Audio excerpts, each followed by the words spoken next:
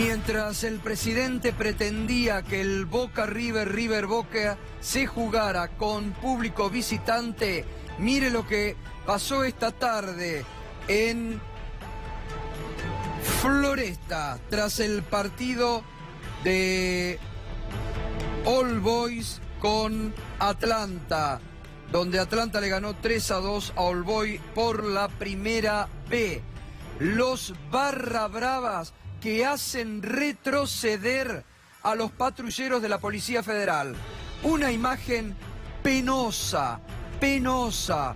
Los barra bravas con pleno dominio de la calle haciendo retroceder a los patrulleros de la policía. Reitero, el gobierno en un acto demagógico pretendía que el River Boca, el Boca River, se jugara con público visitante. Hoy, esta tarde, no pudieron contra 20, 30 barra bravas que hicieron que los patrulleros y que los policías retrocedieran y dejaron a los barra bravas como los dueños de la calle.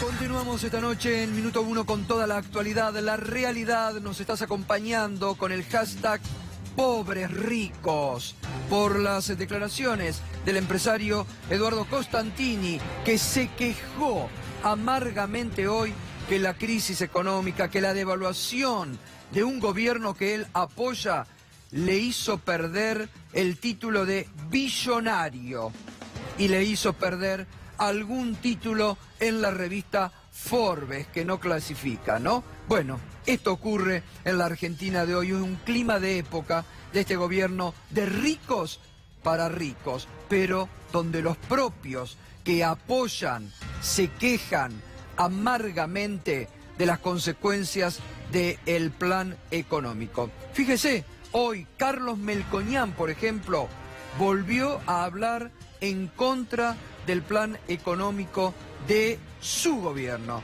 del gobierno de Macri. Fíjese lo que decía hoy Carlos Melconian. Este es un programa para evitar disrupciones hasta el final del mandato, para llegar a la otra orilla. Vino a parar el default.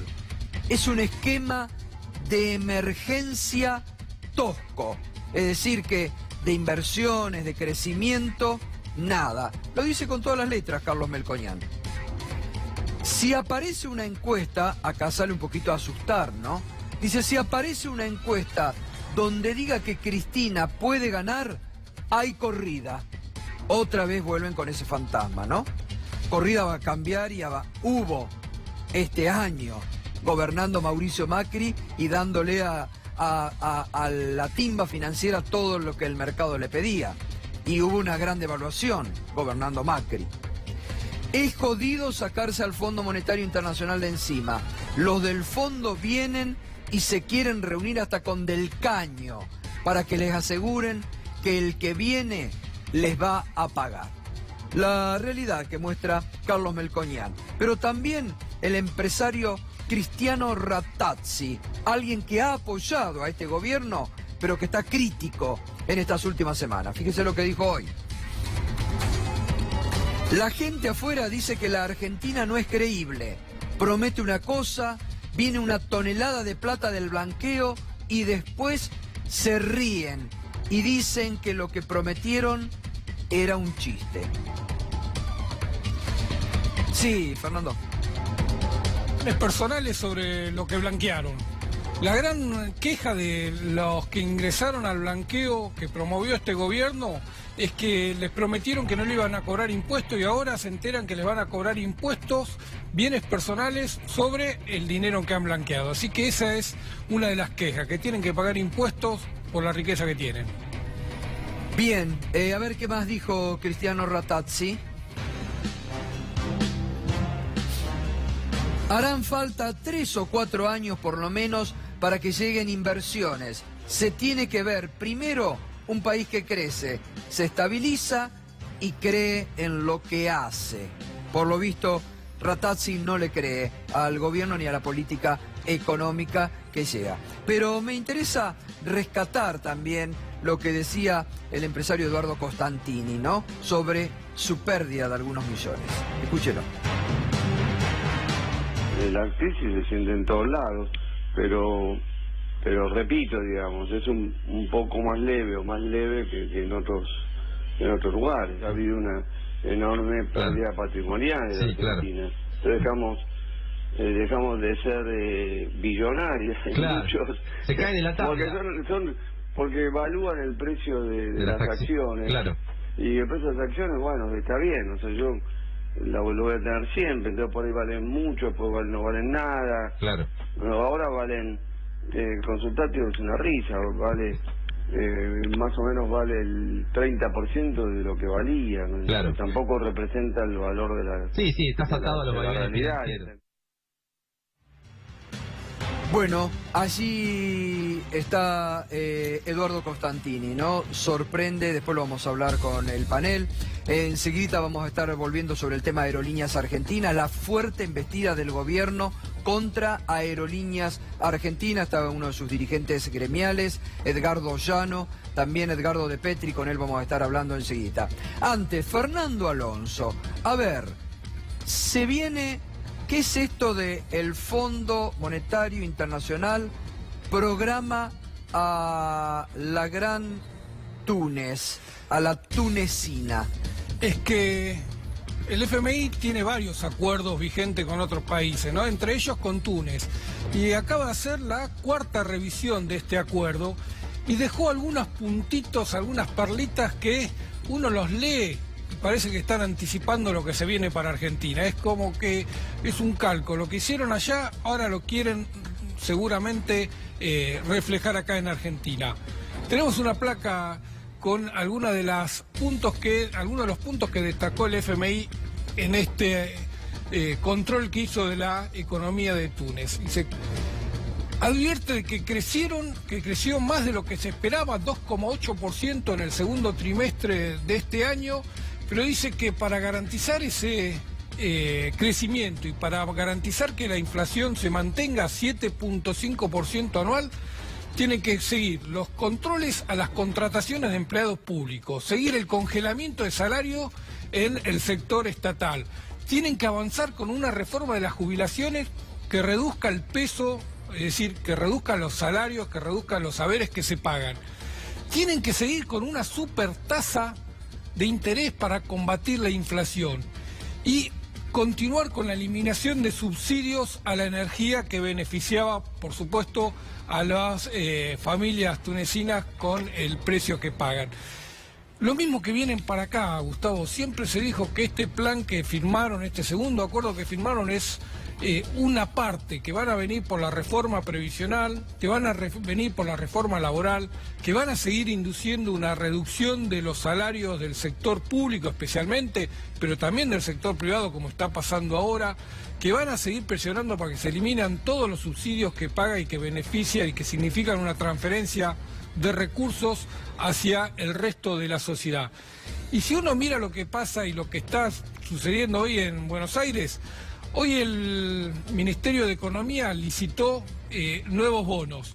Pagó una tasa de 51,19% por 30.000 millones de pesos. Y pagó otra tasa de el SER, que es la inflación, más 8,85% por otra colocación de 3.500 millones. Una tasa real de 8% sobre la inflación. No se paga en ningún lugar del mundo, Gustavo. Muy bien, es decir, nada nuevo bajo el sol. Eso de Duhovne es un nuevo fondo, nueva gente, son buenos, santos, no vienen, no.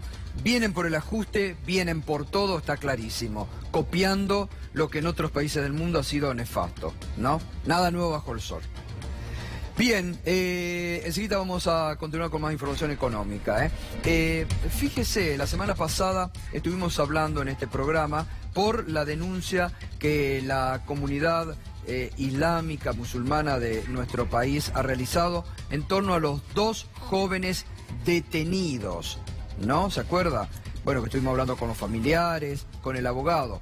Bueno, Néstor Espósito, nuestro colega de judiciales en Tiempo Argentino, escribió en las últimas horas una nota que realmente es bochornoso. Mire, lo investigan como célula de Hezbollah por pedir 1 kilo de helado en 4 potes a un delivery. El juez federal de Lomas de Zamora, Alberto Santamarina, investiga a un ciudadano argentino con familiares libaneses a partir de la escucha de un llamado telefónico por un delivery a una heladería de Floresta. El pedido fue realizado desde el domicilio donde la semana pasada fueron detenidos 2 jóvenes. Los detalles de una insólita prueba lo cuenta Néstor Espósito. Fíjese la comunicación telefónica que intercepta a la policía y que se la llevan al juez y que el juez ordena una detención. Según el documento, la Unidad de Operaciones Antiterrorista de la Policía de Seguridad Aeroportuaria detectó que el 28 de octubre pasado se había producido una llamada saliente de la línea de Hassan Adnan Hamse, manteniendo comunicación con una heladería para realizar un pedido e indicándole que se le envíen a Chivilcoy 467, mencionándole que se trataría de una casa. La escucha telefónica a la que yo hacía alusión es la siguiente, que fue llevada como prueba a un juez para la detención de otra persona. Buenas noches. Hola, sí. Era para hacerte un pedido. Sí, la dirección, Chivilcoy. Sí, 467. 467. ¿Casa? Sí. ¿Un teléfono? La voz. Ahí dice, ¿cómo es el teléfono de la IA? 467. ¿Qué cantidad? 4 cuartos. El primero, y ahí se corta. El documento indica en ese punto, continúa con información irrelevante para la causa. Fin del evento. Ahora, ¿cuál es la información relevante para la causa? El pedido de 1 kilo de helado en 4 potes. Que esta persona que llamaba era primo de los 2 detenidos, que estaba circunstancialmente en el domicilio de Chivilcoy 467. Ahora, ¿eso amerita la escucha y amerita que se lo detenga y que se lo relacione a una cédula del Hezbollah? Bueno, la verdad que la semana pasada los familiares desmintieron, presentaron los papeles sobre el supuesto arsenal, que no era arsenal, que habían secuestrado en la casa, y ahora se suma esta información aportada por nuestro colega Néstor Espósito en Tiempo Argentino. Que mañana lo vamos a seguir, ¿eh? Mañana lo vamos a seguir porque esto tiene que ver también con el manejo de la justicia. Hoy el presidente de la Corte Suprema, entre otras cosas, se quejó de que la justicia tiene mala prensa, mala imagen en la Argentina porque los medios crean esa información. Creo que se equivoca el presidente de la Corte. La gente tiene mala imagen de la justicia porque la justicia en la Argentina se ha formado de una pésima imagen por la doble vara permanente, por la actuación que tiene en meter presos en las prisiones preventivas sin procesos y sin causas, como mucho en la Argentina. La justicia tiene mala prensa en la Argentina porque se ha politizado. Y es tarea de usted, como presidente de la Corte, doctor Rosenkrantz, de que esto cambie, de no estar tan metidos con el poder de turno, separar y respetar la independencia de poderes. Y en todo caso, en vez de echarle la culpa a los medios, hacer que la justicia funcione con jueces independientes y no adictos al poder. Muy bien, nos vamos a meter ya de lleno con los demás de la actualidad. Edgardo Llano, buenas noches. Hola, ¿Cómo Gustavo. está? ¿Cómo está? Vamos a escuchar nuevamente las declaraciones del presidente de Aerolíneas Argentinas en el día de hoy y hablamos con el dirigente gremial.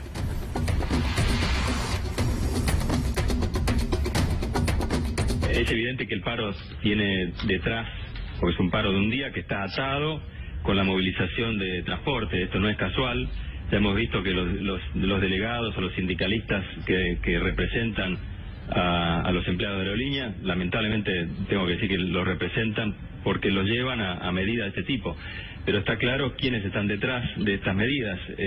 Se ha transformado en una cuestión política en donde líderes sindicales muy importantes como Moyano, Baradel salen con carteles de defendamos aerolíneas, cuando en definitiva lo que hacen es arruinar el prestigio que tantos años cuesta construir. Pero también una empresa que está virtualmente quebrada. Nosotros para pagar salarios mes a mes tenemos que pedir dinero al Estado porque hoy la situación de la compañía no permite que podamos pagar sueldos por nuestros propios recursos.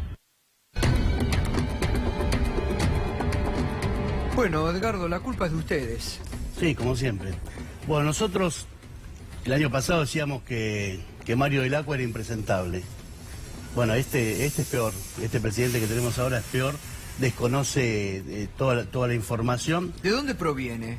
Viene del sector telefónico. Ah, perdón, ¿sector? Telefónico. Ah, ¿de aerolínea? No, Bien, no, gracias. nada, telefónico. Y... Es decir, un CEO puesto ahí para... Sí, puesto ahí yo creo que para hacer un ajuste, porque él el día que entró a Aerolíneas promocionó un video donde él comentaba que había despedido gente de muchas empresas, incluso amigos, porque él era en la fábula del león nuevo que viene a matar al león viejo y a matar la cría para demostrar quién manda. Eso lo promocionó. ¿Eso dijo él? Hay un video, Hay un video que difundió apenas asumió con y con declaraciones también contra otra empresa, bueno, ¿no? Podemos conseguir ese video para ponerlo al aire, la verdad, porque es bochornoso, ¿no? Sí, bueno, es lamentable. En ese momento, en la primera reunión que tuvimos con él de presentación, en agosto, él nos dijo que la empresa la habían encontrado mucho mejor de lo que él pensaba que estaba bien, que los números estaban bien, que habría que ajustar algunas cuentas, pero que estaban bien. Eso fue en agosto. En noviembre dice que está al borde de la quiebra. O sea que en 3 meses este señor nos llevó al borde de la quiebra, porque en realidad lo está diciendo él. Después mezcla, dice que el paro del lunes va acompañado con una movilización del transporte. No hay ninguna movilización. Hay una actividad de 3 horas el martes por la mañana.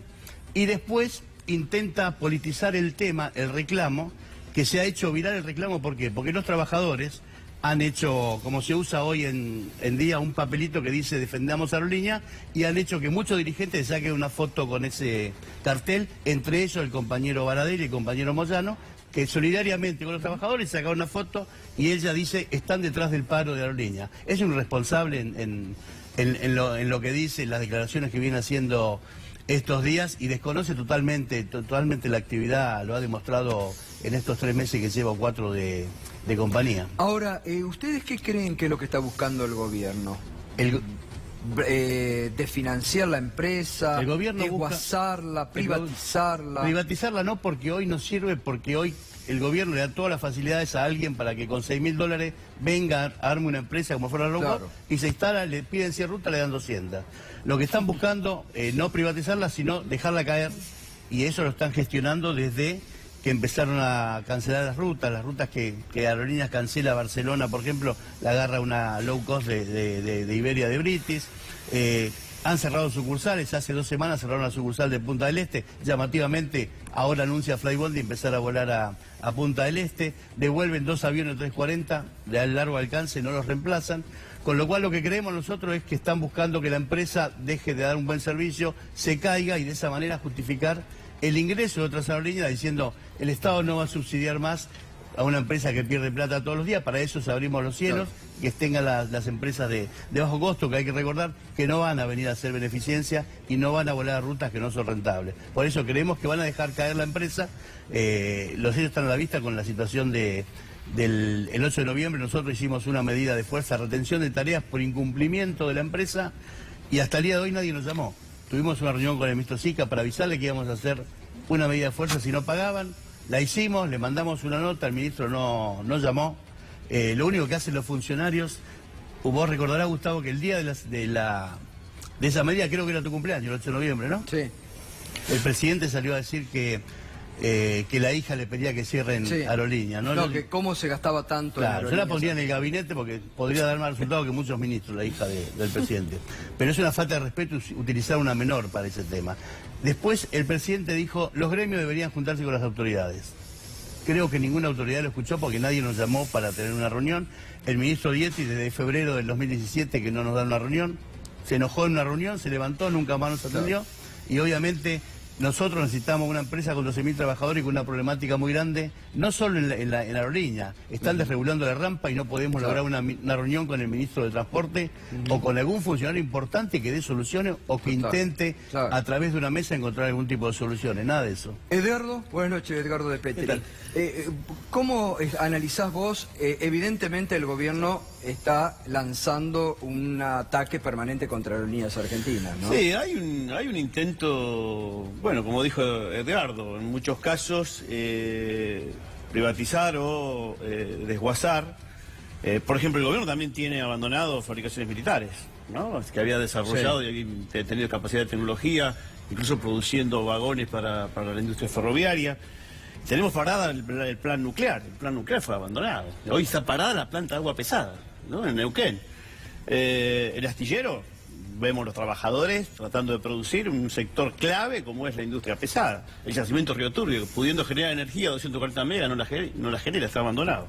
El INVAP, digamos, creo que acá hay, y lo demuestra el presupuesto con el acuerdo con el Fondo Monetario Internacional, donde hay un presupuesto nacional que hace una caída brutal sobre las políticas públicas y fundamentalmente a todos los sectores de las empresas, ¿no? de las empresas estatales, las empresas públicas. Pero aparte, cuidado, porque estamos viendo no solamente una caída brutal en el sector público.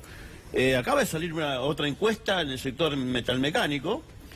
Hay caída en la producción de electrodomésticos y artefactos del hogar. Esto le pega durísimo a la industria, al sector metalmecánico. Hay menos producción, menos 46% de producción de lavarropas, menos 35% de producción de cocina, menos 48% producción de secarropa y menos 66% de heladera. Quiere decir que acá hay un solo ganador. El ganador es los sectores financieros que la levantan con pala, ¿no? Sobre todo los sectores vinculados al endeudamiento externo, más de 200.000 millones de dólares de endeudamiento. El sector que incluso, cuando hablamos del campo hay que tener cuidado, porque hay un sector de pequeños y medianos productores del campo que realmente lo están pasando mal. Son los grandes sectores exportadores, las empresas multinacionales. Y creo que la caída brutal de la industria y de los salarios, bueno, completa que acá hay un solo ganador, que son los grandes grupos económicos. A ver, vamos a repasar lo que recién comentaba Edgardo Llano, cómo se jactaba cuando asumió el presidente de Aerolíneas Argentinas sobre sus virtudes para despedir gente. Lo vemos. A mí me pasó muchas veces llegar a una empresa y que no necesariamente los que estaban ahí eran telefónicos, digamos. Entonces, lo que me tenía que asegurar era que esa gente me iba a seguir la historia que teníamos que crear juntos. Y muchas veces me tocó decir, bueno, detectar rápidamente quién iba a seguir conmigo y quién no iba a seguir conmigo. No importaba tanto si era el más capaz o el menos capaz. El más capaz, si no está comprometido y no sigue, y no es parte de la comunicación y no está comprometido, desaparece. Por tanto, no está escrito, pues no me gusta escribirlo, pero cuando yo llegué a Venezuela, 20 directores y vicepresidentes volaron la primera semana. Era un takeover, era distinto. La empresa no era nuestra, era de Belsao. Pero a partir de ahí, todo el mundo sabía quién mandaba. Yo siempre digo esto, y lo digo en otros ámbitos, lo voy a decir acá porque somos pocos. En la naturaleza esto ocurre. Cuando un león joven le gana al león macho, lo primero que hace es matar a toda la cría. Bueno, ahí están las enseñanzas, ¿no? Bueno, ese es el presidente que tenemos, por eso digo, es peor que Mario del Acua, ¿no? Es un irresponsable y jactarse de dejar, porque el video sigue, donde se jacta de haber dejado afuera amigos, haber despedido amigos, porque es para demostrar quién manda, ¿no? La empresa lo despidió después a él. La empresa para la que trabajaba en ese momento después lo despidió, así que también... El tema es que en esta empresa no hay que mandar. También se lo comieron a él. También se lo comieron a él. Puede pasar. Nosotros le decimos, en la empresa no hay que mandar, hay que conducirla, hay que gestionarla, hay que llevarla a los niveles que siempre tuvo, o que tuvo hasta agosto, según él reconoce. Por eso nosotros obviamente, eso lo promocionó el día que llegó a la empresa, y nosotros lo tomamos como una amenaza, ¿no? Esta del león... Y es una amenaza. Es una amenaza, nosotros le dijimos, bueno, le tendremos que cortar la cola al león. Porque ahora hablan de paros salvajes. Salió medio gabinete hoy a hablar de que ustedes, y a justificar que las suspensiones o las sanciones a los 376 empleados se hicieron por los paros salvajes que ustedes hicieron. Claro. Bueno, hay un desconocimiento, el primero que salió esta mañana fue el ministro Frigerio, hay un desconocimiento de lo que es un paro salvaje. Los paros salvajes habitualmente se dan en Francia, mucho en el sector aéreo. ¿En qué implica un paro salvaje? Una medida de fuerza con toma de establecimiento, roturas del lugar, golpes. En una huelga de Air France, los trabajadores corrieron y le pegaron una paliza al gerente de recursos humanos. Rompieron las instalaciones, eso es un paro salvaje. Nosotros lo que hicimos, como cualquier aerolínea del mundo que para, dejar varado obviamente un montón de pasajeros, lamentablemente, pero es la única alternativa que tenemos los aeronáuticos para parar una empresa. No fue paro salvaje, fueron reuniones informativas donde explicamos a los trabajadores el motivo de la retención de tareas. Pero bueno, el ministro Sica, irresponsablemente, dice las empresas pueden suspender cuando quieren a sus trabajadores, que eso es verdad, pero hoy suspenden trabajadores en una medida que no fue declarada ilegal, que no fue conciliada obligatoriamente, con lo cual es una medida avalada por el sindicato y que cualquier sindicato la puede llevar adelante, con lo cual es una medida también intimidatoria, también es una amenaza porque hubo 10.000 trabajadores parados ese día y mandaron 377 telegramas para generar miedo en lo que pasa. Es un clima de época, ¿no? Atemorizar, es decir, van a estar todos despedidos, cerramos la empresa, ustedes son los culpables. Sí, hay que disciplinar la protesta social, acá de diferentes maneras, ¿no? Despidiendo trabajadores, poniéndole multa a los sindicatos, tratando de sacarle la personería, haciendo campaña de judicialización, el caso de Roberto Baradel, el caso también de Hugo Moyano. Acá hay una intención muy clara del gobierno de plantear la represión como el mecanismo disciplinador y no discutir los grandes temas nacionales, que es lo que está planteando. Me permitís, Edgardo, ahora seguimos porque está Paula Litvaki, que es del Centro de Estudios Legales y Sociales, a propósito de la cumbre del G20 y relaciono, porque estás hablando, Edgardo, de disciplinar de la protesta social o disciplinar a las sociedades. Paula, ¿qué tal? Gracias como siempre por venir. Ustedes han dado una respuesta a la ministra Patricia Bullrich sobre todo este condimento de militarización que se está haciendo en torno a la ciudad de Buenos Aires por la cumbre del G20, ¿no? Sí, nosotros advertimos y con bastante preocupación lo que vienen siendo los mensajes del Poder Ejecutivo, de Bullrich particularmente, en relación con el G20, que obviamente tienen, digamos, un vínculo con lo que vienen siendo las prácticas del gobierno en relación con la protesta, con la posibilidad de salir a las calles. Los mensajes, digamos, las declaraciones específicas del Bullrich fueron bastante explícitas, digamos, sin eufemismo, mejor que los porteños se vayan y en todo caso, si iba a haber violencia, la respuesta iba a ser muy fuerte.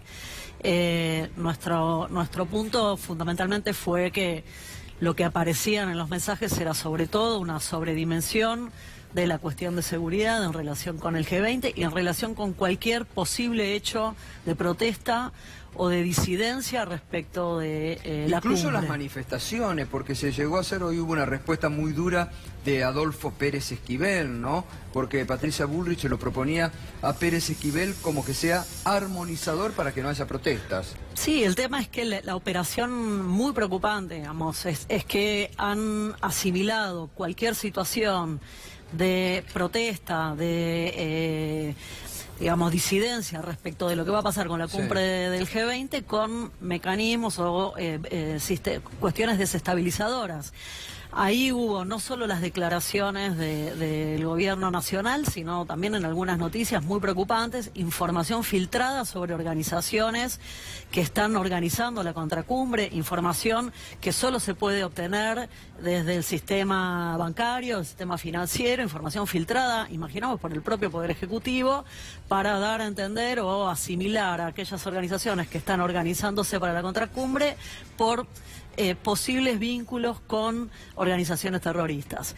Esta sobredimensión de la cuestión de seguridad, en principio lo que nosotros entendemos es que pretende generar una campaña de miedo para disuadir de cualquier protesta, disuadir de la posibilidad que las personas salgan a la calle, restringir derechos, pero además instalar esta idea de que se puede y que se debe ser duro con cualquier intento de desestabilización y violencia que abarca cualquier situación de protesta y que se tiene que ser duro también en contra del terrorismo, pero mostrando lo que vos planteabas, un nivel de ocupación de la ciudad muy complicado, la idea de los cortes de transporte también, como si la ciudad vaya a estar sitiada de alguna manera por esta situación de seguridad.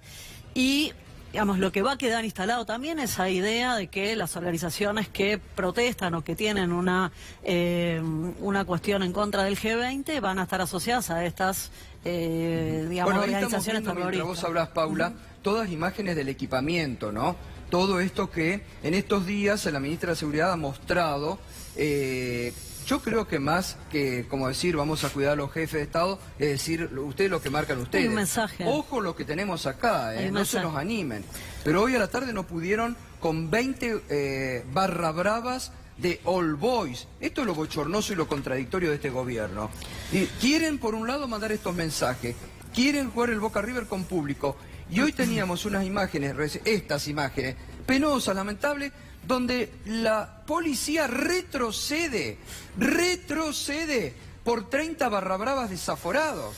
Entonces, es la contradicción permanente. Sí, no pueden contra los barra bravas, que ellos conocen, pero militarizan la protesta social. No, y hay una cuestión de inteligencia que para nosotros es muy preocupante. No solo por esto que yo planteaba respecto de la información de organizaciones, claro, sino también, por ejemplo, por la compra de software de inteligencia masiva que hicieron Israel por parte del Ministerio de Defensa.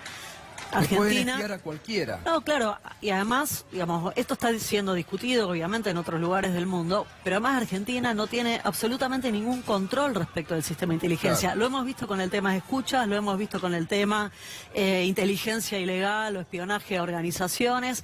¿De qué modo Argentina va, o la ciudadanía, el Congreso, el tema político está pensando que va a controlar el uso de ese software masivo que fue contratado o comprado fundamentalmente con la excusa de el G20, de la idea del cibercrimen y demás, pero es capacidad instalada que queda en el país. Tienen capacidad para espiarnos a cualquiera. Digamos, eso es lo que hace es juntar información masiva y buscar perfiles respecto de las narrativas que el propio gobierno ponga. Ahora, ¿cuáles van a ser esas narrativas? Porque lo que nosotros planteábamos era un corrimiento muy claro entre el espionaje o la inteligencia legal respecto de amenazas concretas de terrorismo con situaciones de inteligencia o espionaje a la incidencia, a las organizaciones. Tenemos toda esa tecnología, pero a los chicos que atraparon la semana pasada fue por una denuncia anónima de una persona que escuchó que decía que un organismo llevó. Es decir, ni siquiera saben usarlo. Sí, no, y además lo más preocupante es la cuestión de la estigmatización de la comunidad musulmana.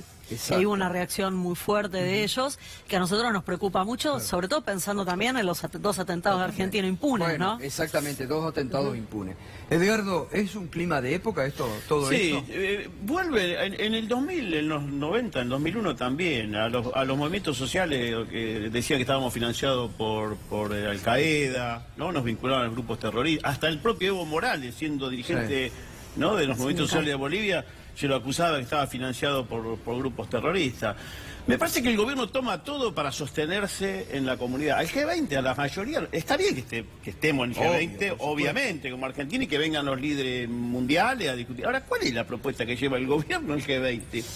Digamos, estamos gastando miles y miles de millones de dólares y no sé cuál es la propuesta. La foto. No, es la foto. Bueno, pero hace todo. Es que Argentina no va a lograr sacar un documento. Quería sacar un documento cuestionando el Pero esto es lo que hay que discutir. Cuando Cristina estuvo en el 2013, cuando estuvo en San Petersburgo con Putin y se trabajó también, planteó el combate a las guardias fiscales.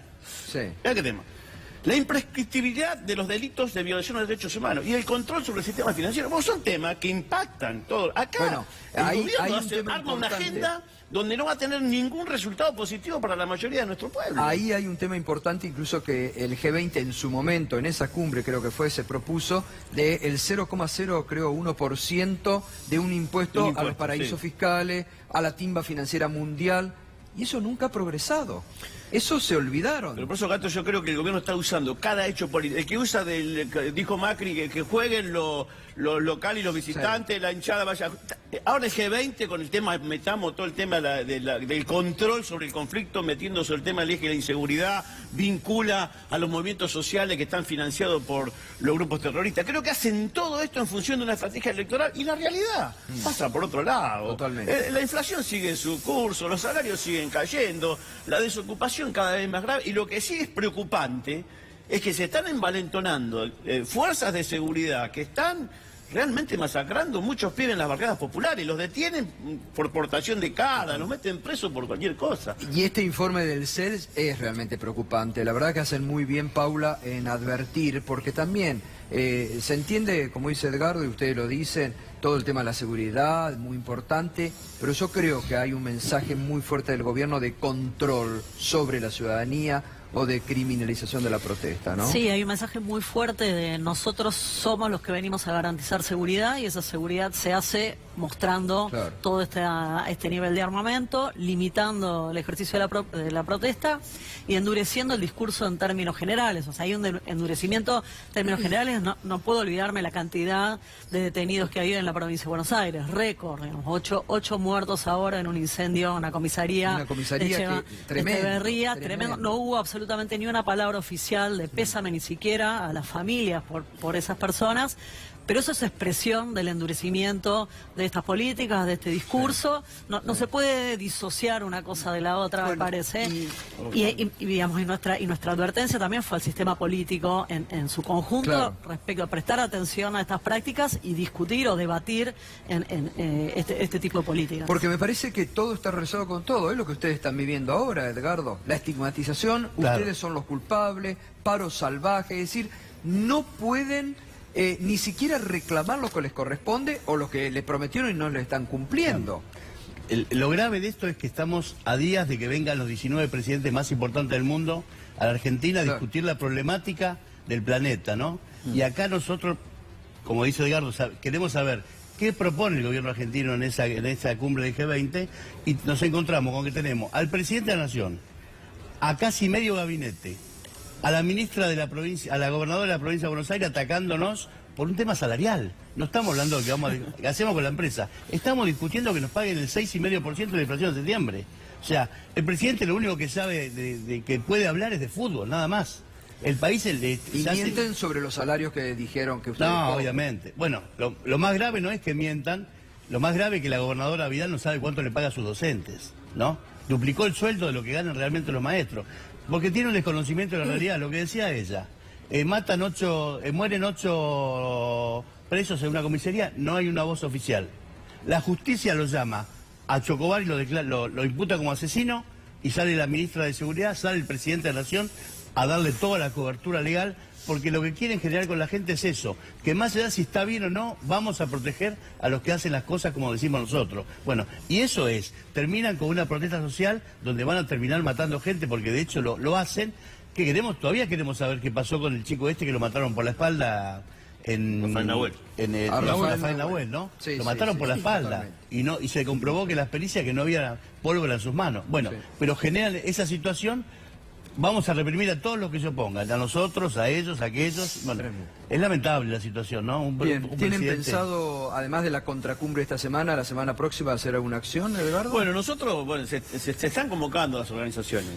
Yo creo que, hay que también tratar de deslegitimar, ¿no?, cualquier intento del gobierno de hacernos caer en provocación. Hay que tener también cuidado en eso, porque está montado un dispositivo del gobierno, ¿no?, para hacernos aparecer a los movimientos sociales, a los movimientos populares, al movimiento sindical, como, ¿no?, los responsables de alguna situación de disturbio, de alguna situación de crisis. Nosotros creo que lo importante es seguir defendiendo la democracia, lo importante es seguir defendiendo derechos, ¿no?, seguir trabajando en ampliar las garantías constitucionales, que hoy eso está seriamente deteriorado. Gracias, Edgardo. Edgardo Llano, muchas gracias. Gracias, Gabriela, muy amable.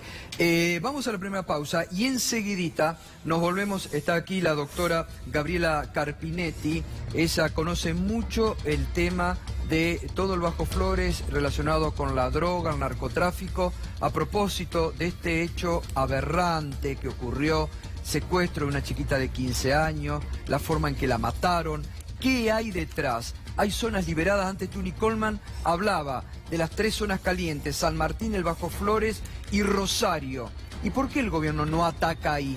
¿Qué hay detrás? Y además, enseguidita, información exclusiva de último momento sobre la desaparición del periodista Martín Licata. Enseguida te la decimos.